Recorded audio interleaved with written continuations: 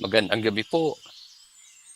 Ang ating kilos kaaralan bilang isa ngayong gabi ay patungkol sa kwento ni Abraham at ang kanyang pamamagitan para sa Sodom at Gomora. Ito po ay mula sa aklat ng Henesis, Kabanata 18, talataan 16 hanggang 33. Ang buod ng kwento. Sa aklat ng Henesis, matapos bisitahin ni Yahweh si Abraham upang ihayag ang kanyang plano ukol sa pagkakaroon ni Abraham ng anak na lalaki sa matandang edad, ipinahayag din ng Diyos na sisirain niya ang mga lungsod ng Sodom at Gomora dahil sa tindi ng kasamaan at katiwaliang namamayani roon. Sa puntong ito, nakiusap si Abraham sa Diyos, isang makapangyarihang tagpo ng pagdarasal at pakikipagkasundo. Tinangka ni Abraham na ipagtanggol ang mga lungsod sa pamagitan ng pagtatanong, pawawalan po ba ang mga matuwid kasabay ng masasama? Paano kung may 50 matuwid sa lungsod? Papayag ka bang huwag itong wasakin? Paulit-ulit ang pakikipag-usap ni Abraham sa Diyos. Unti-unti, binababa ang bilang mula 50, naging 45, 40, 30, 20, at sa huli ay 10 matuwid. At sa bawat hakbang, ipinangako ng Diyos na kung may matagpuan siyang ganoong bilang ng matuwid, hindi niya sisirain ang mga lungsod. Sa kasamaang palad, wala ring natagpuang sapat na bilang ng matuwid. Sa huli, winasak ng Diyos ang mga lungsod, ngunit iniligtas ang matuwid na si Lot at ang kanyang pamilya. Ano po ba ang mga aral na mapupulot sa kwento?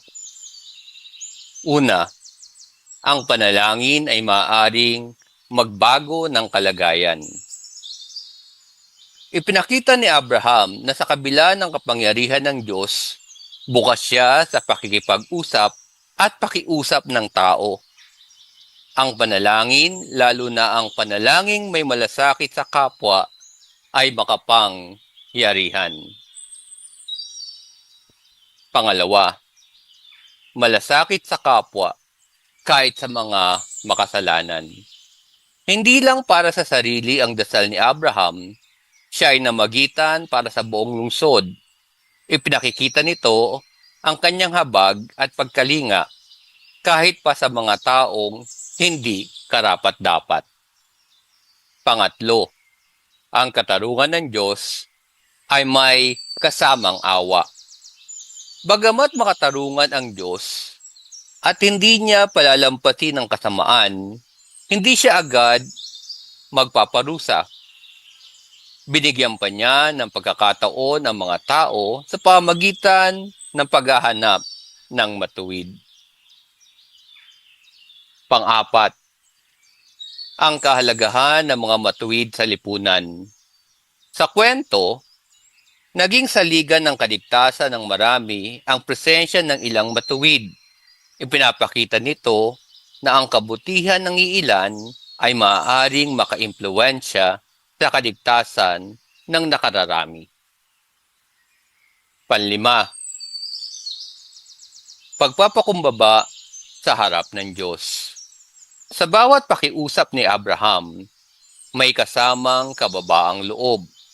Hindi siya humiling na mayabang o mapilit. Nagpakita siya ng respeto at takot sa Diyos. Kung iaangkop sa ating panahon, itinuturo sa atin ang kwento o itinuturo sa atin ng kwento na mahalagang mamagitan tayo para sa iba, lalo na sa pamagitan ng panalangin, pakikiisa, at pagkilos sa ikabubuti ng komunidad. Tulad ni Abraham, dapat tayong maging mapanalangin, makatao, at matatag sa paninindigan para sa kabutihan, kahit pa tayo'y nag-iisa sa ating paninindigan.